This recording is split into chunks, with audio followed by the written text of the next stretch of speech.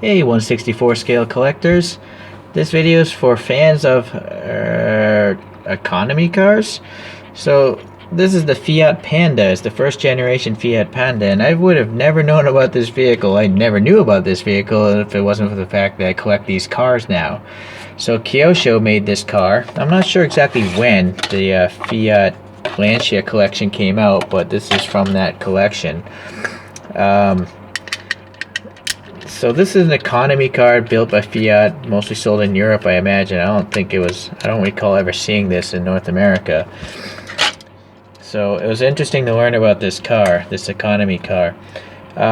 This was designed by Giugiaro, a really well-known designer. Designed Maseratis, the Lotus Esprit, a whole bunch of cars, really.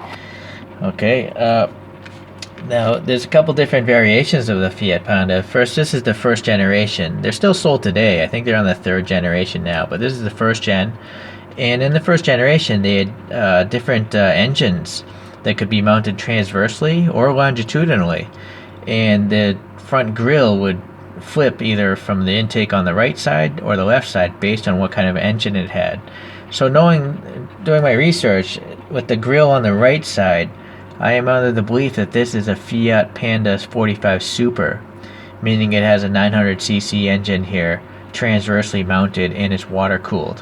Whereas there was a 650cc version, which I guess would have been the other way around, and air cooled. Okay, so that was interesting to learn, and I also read that the spare tire is in the front compartment somewhere. It's not in the back, because they want to really maximize the utility of this small box on wheels.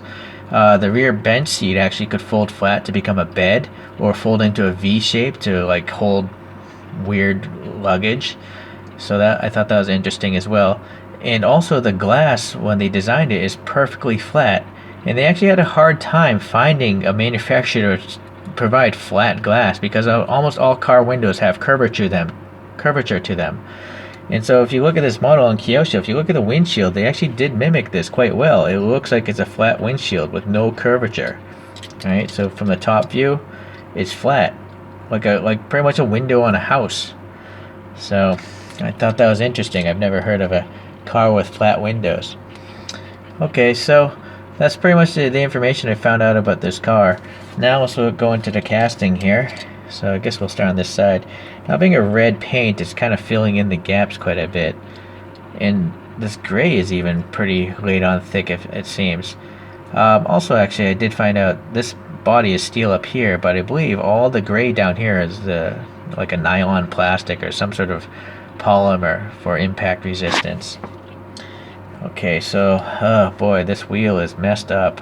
It's like flattened out. There's no way I can fix that.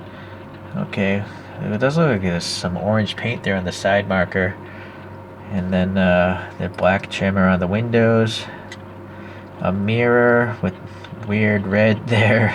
You would think the whole thing would be black. Okay, I'm not sure what that would be on the car. Oh well. Okay, so going around the back, we got the lenses. Those look pretty nice.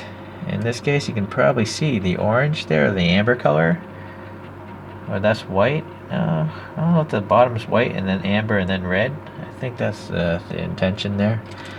And then it does say Fiat Panda 45. Oh, I didn't see that through the packaging. So I guessed right. Okay. Yeah, flat glass and molded in rear wiper. License plate area. Let's check out the bottom here. Wow, that's actually more detailed than most Kyoshos. Most Kyoshos just have a flat bottom, but this one's got some like suspension here and more detail than usual, especially for an economy car. So maybe they put in extra effort because they knew this was an econo box. Okay, some detail in there. Okay, so rubber molding here. I also learned that the side panel in the roof, which is welded right here for economics, and the molding, it covers up the weld and creates a rain gutter. Okay, well, vent in there is molded in. No paint though, but maybe it wasn't painted on the real car. Plastic lenses look good, because the clear plastic has a circle there, so it looks like a light bulb or something. The Fiat logo looks pretty good. These vents in the bumper are molded in and painted black, so that's nice. A little lip there. How about this side? Alright, at least the wheels on this side look good. What's this bump here? I'm not sure. I mean, if that's the blinker, I'm not sure why there would be another bump there. I would have to imagine that's the fuel filler. And then some ribbing here. But again, the paint's really thick here, so not the best panel line definition. No mirror on this side, being an economy car from the 1980 or something. Okay. And well, with such a big side glass, maybe we can actually see some of the interior here. So there's the steering wheel. Yeah, look at the gauges on there. What about the rear seat? Yeah, it's just pretty much flat.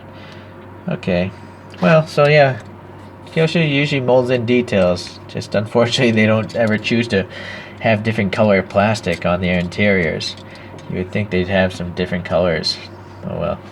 Okay, so pretty quick review. I like cars I've never seen before. You know, this is an economy car, a POS, I guess some would consider. I'm sure most of them are rusted away to oblivion. But since I never knew about it before, I find this hobby to be quite educational. It's very interesting. Okay, I guess we'll let it spin around once for you. And you can look at the beauty of an economy car designed by Giugiaro. Okay, see you guys around. Ciao.